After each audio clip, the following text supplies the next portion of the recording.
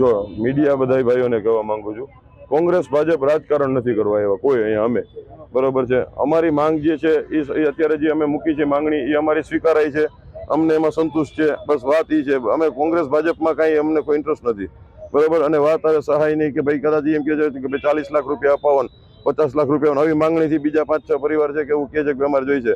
હું આપું એક માણસના, કોઈને એક માણસનો જીવ લેવાનો સરકાર તરફથી જો આપણે એવું આપતા હોય કે ભાઈ આ તમે આનો જીવ આપી દો, 50 લાખ રૂપિયા આપો, હું આપું, મારી ઉપર કેસ ન કરે કોઈ, જો એનાથી જ થતું હોય. એટલે રાજકારણનો વિષય નથી, જે છે એ માંગણી છે એ અત્યારની સરકાર કે ભાઈ કોઈ પણ જે અમે જ્યાં જાય છીએ અમારું કામ થાય છે, બસ અમારો એટલું જ મુદ્દો છે.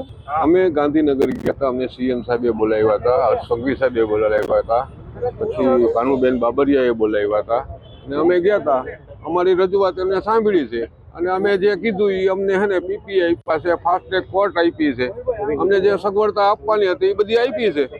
પછી અમારે કઈ જવાની જરૂર છે જ નહીં. ભલે ન્યાય અપાવે એ એની રીતે કામ કરશે, અમે અમારી રીતે કામ કરશે. કેટલા પરિવારો છે તે નથી જોડાયા કોંગ્રેસની ન્યાય યાત્રામાં? અત્યારે 8 થી 9 17 પરિવાર છે નથી જોડાણા. અમારે તો ન્યાય માટેની અપેક્ષા છે, બીજી કોઈ અપેક્ષા છે નહીં અમારી. ન્યાય અમને મળી જાય એટલે અમને સંતોષ છે.